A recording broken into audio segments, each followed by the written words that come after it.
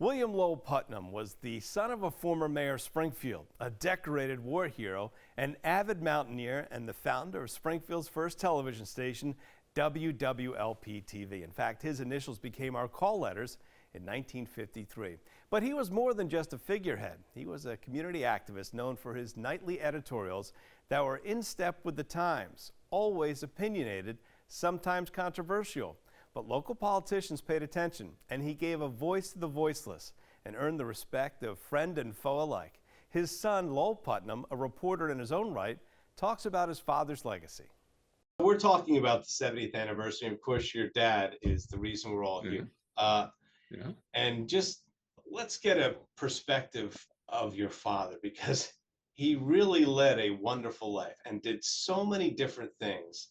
And the importance of him in this community and being the vocal point and the speaker for WWLP TV was so important. He left quite the legacy. That's all true. Bill actually had sort of three careers in the course of his life. Once he got out of the military and finished college, he obviously WWLP and founding the first UHF licensed station in the country, actually in the world. But he also, obviously, I think a lot of people know he was a very avid alpinist and mountain climber. During the war, he was in the 10th Mountain Division, did a lot of climbing, wrote guidebooks and that sort of thing, was president of the American Alpine Club. And then after he sold the stations, he was moved out to Arizona, and he was the sole trustee for the Lowell Observatory for 26 years after that. So he did an awful lot. There you go. Talk about his war record is really impressive. He said as an alpinist, he was a mountaineer, and he was able to take his love of climbing and use that in his service for the country. Well, actually, sort of reverse. I mean, he was always interested in hiking in the outdoors, but when he started at Harvard in 1939, and then obviously in 41 the war broke out, and he had just turned 18, and he had was finishing his sophomore year. So he volunteered for the 10th Mountain Division, which at the time they only took volunteers, and you had to have letters of recommendation. And then he served as a private and was in the Aleutians, the assault on Kiska, which was sort of a nothing assault because the Japanese left like the day before. But he was there, and then because he'd been to college and scored well on the Army aptitude tests, he was sent off to officer candidate school and was turned into what's called in the Army a 90-day wonder, and became a lieutenant and was over in Italy. And he was in combat in Italy for 7 months. Wow. And he picked up 2 Purple Hearts, a Bronze Star, and a Silver Star before finally being invalided out with shrapnel that stayed with him for the rest of his life. His climbing friends used to joke that he had a magnetic personality because they had to, whenever they were using a compass and a map, they had to send him out of the area because otherwise he was always north. And when they first started doing security checks at airports, he kept setting things off, and they'd take him into the bathroom because he'd have to strip down to his backside to show that where the shrapnel came in his shoulder and where it went out his back. Oh my! So. And that's something he carried around for the rest of his life. That is absolutely true. He had trouble. It's part of what actually, in some ways, by default, led him to the television station, because if he had not been injured, he likely, in the opinion of his mountaineering peers, would have become the best high altitude mountain climber in the world of his generation. But the shrapnel actually took out a portion of his lung, of his right lung, and so he was never able to get as high up as he wanted to. Although shortly after the war, when they had done some repair surgery, he was operating on one lung, and he still managed to climb to 15,000 feet Wow. above sea level, carrying a backpack when he was part of a group that was climbing Mount St. Elias. So here's a man who's a decorated war veteran who still has this Mhm. incredible energy and vision, Mhm. and he starts a television station in Western Massachusetts. So he was working at the Chamber of Commerce in Springfield. And the guy who was the general manager of WSPR at the time came in and announced that, quote, the freeze has been lifted, which was the freeze the FCC had put on issuing TV licenses. And that this guy wanted Bill to find some businessmen to back him up. And they would go off and get a new license for Springfield. This is in probably 1952. And so Bill had just gotten a small inheritance and thought somehow he could become a media tycoon. So he was prepared to back the guy. I've forgotten the name of the gentleman, but he went down to Washington. They applied for the license. Then the guy said, I'll be back when I know we can have the license, and then we're going to need the money. And so he walked back into Bill's office and said, okay, we've got a license. I need $2 million, which was substantially more than what Bill was prepared to come up with. So he called his father, the former mayor, Roger Putnam, who was also a very successful businessman in the Springfield area, running package machinery at that point in time, and said, hey, get a bunch of your rich friends together because we need to start a TV station to counteract the newspaper. At the time, the newspaper was run by Samuel Bowles, and it was very much his news or no news. And that was actually the start of the proof that television was a very powerful medium. When they first went on the air, though, there were only 2 TV sets in Western Massachusetts that could pick up the signal of what was then channel 62, I believe. And those are the 2 that were shipped by RCA with the transmitter. So the group at the station immediately went into making UHF converter boxes. I remember going down into what is in the Agawam Shopping Center in the back there, where I don't know who's in there now. It was Dave's Soda and Pet Food City, but that actually they took over that and they set up a small factory line and started producing UHF converters. I remember going there as a child and seeing people working on them. How about to get that out there. But by the time you got to 1960, the mayoral race in 1960 is a key point. Tommy O'Connor was running for mayor. The city had just passed a strong mayor, constitutional change, city charter change. And it was Tommy O'Connor running for mayor against Charlie Ryan. And my father spent the year of editorials, mostly talking about the importance of having a strong mayor, given the charter. And the newspapers were running against that. And it passed by a substantial margin. And Charlie Ryan was elected mayor. And that was proof to a lot of people in the community about the influence of television and the presence there. So those first few years were really tough. Thank God for what was then Western Mass Electric and Drycorn's Bakery, who were advertisers who were willing to keep advertising no matter what. Tom Colton, name you remember, Western Mass Highlights, was actually an employee of Western Mass Electric. They carried him on their payroll as a way of helping, and they would trade advertising time instead of paying a cash for the electricity bill, which was substantial for the TV station. Wow. They agreed to run advertising and to have this show called Western Mass Highlights. How about that? On there. So Huh. there. Well, and because of the editorials, and as you said, he gave a voice to maybe the people who were voiceless.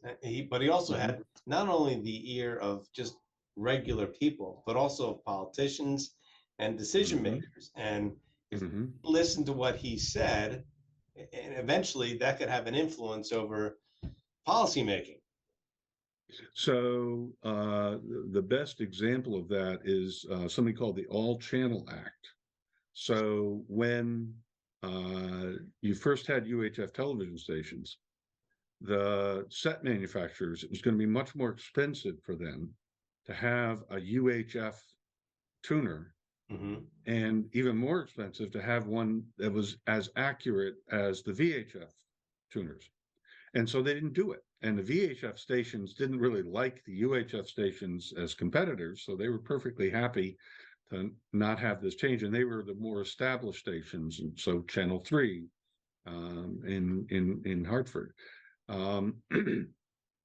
Bill, for years, worked with Eddie Boland to put forward the All Channel Act, and then go down and would testify in Washington and work on the Hill, and was in the end very successful. The All Channel Act was passed, and as a result, the set manufacturers had to make UHF tuners that were as good and accurate as their VHF tuners, and as a result, now more people would watch it. So you wouldn't have Fox today if it had not been for the fact that independent stations were able to establish themselves in enough markets that when Fox went to start its network, it actually had enough TV stations out there to form a network. And the same thing with ABC too. A lot of ABC affiliates were originally UHF stations in their markets. So it was Bill did that, obviously, because of family connections, mostly through my grandfather. Yeah, he did have doors that he could open in the State House and in Washington, and people would listen.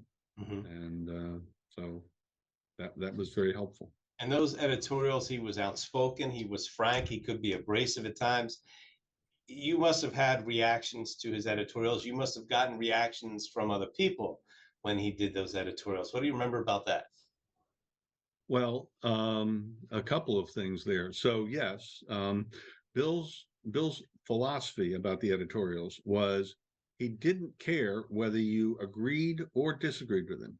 If he made you think about the topic, then he succeeded in what the editorial was about. Now, being Bill, he would sometimes take an extreme stance to get your attention. And as a result, sometimes, and some of the topics were very, passionate, or people were very passionate about them. There was a time during that mayoral race in the 1960s, I was going to school. I had to be escorted to and from the bus stop, just to make sure that nobody would, because we had received threats. I didn't know at the time, but we had received threats at our home. And so there were some extra police patrols, and there was and just sort of more coverage for a while. It was something that your dad had to be proud of, is the fact that there was a legacy that, you were involved in TV. On the Broman side, they were involved in TV. Of course, Kitty was so important to the whole process. And what about their relationship and how they worked together and really helped to build this station from the ground up? Kitty definitely played a incredible, I won't say support, that isn't the right word I want to use. I don't know, I'm trying to think of what a good word to use is, because she managed to keep Bill somewhat on the right path. One of the favorite pastimes, and this is unfortunately before the era of emails and just hit the send button, he would be outraged about something, and he would come up and he would dictate a scathing letter or editorial or something, and Kitty would put it type it up, and then, or if Bill typed it up, she would get a hold of it and she would hide it. And 24 hours later, when maybe he'd had a little bit of time to process and think about it, she'd say, "Oh yeah, here, by the way, there's this thing. Do you want to reread it? Maybe it needs to be redone." And invariably, a much more calm and thoughtful response would happen rather than the original firebomb. Email kind of headed that off, because then he didn't need her to look at it. And so there were times when he was the trustee where it was like, yeah, maybe you shouldn't have said it that way that time. So she was his counterbalance, so to speak, and like you said, kept. Oh, absolutely, right. Absolutely. What's the lasting legacy of Bill and the station? I know he left here in 1984 and went to take care of the Lowell Observatory, but what's his legacy here in Western Massachusetts? Well, I think Bill set a standard for the idea of what it means to be an engaged media operator, to give back to the community, to engage with the community, so that local broadcasting is, yes, it's your business. You're supposed to be profitable, but you also help shape and reflect the community. So the idea of the editorials, the idea of multiple hours of newscasting per day, local news, as schools match which, Western Mass Electric, although the idea of localness, and bringing people in from the community and getting the community aware of what is going on around. Those were all things that were very much strongly in Bill's DNA. Been in the family, from his father, and using television in a way to help a community become more and become better. I think that's where I would tell you that Bill's legacy is. He was an example of that for the industry, and was well recognized in the industry as that. Whenever they needed to talk to the FCC about something, about policy or stuff on the Hill, that, trust me, you had the big brass from NBC and others coming to Bill and asking him to take the lead on these things. That is quite the legacy. Really neat. You have to be very proud of him, and I'm sure you're proud of how the station has thrived, not only under his tenure, but also in the years since then. So, well, I mean, I'm very grateful and respectful of the job that Bill Putnam did to carry that forward. That's in some ways, Bill Putnam was in Bill Putnam's. It's hard to keep the bill straight there, but anyhow, Pepin was probably more Bill's son in terms of carrying forward his legacy of broadcasting, because he hung in there and was able to hang in there, and be successful and still keep that localness and the importance of localness and engagement going. And now you've got Bob back there. Excellent. Well, I really appreciate it. Thank you so much for joining us. We have more stories about our 70th anniversary right here on WWLP.com.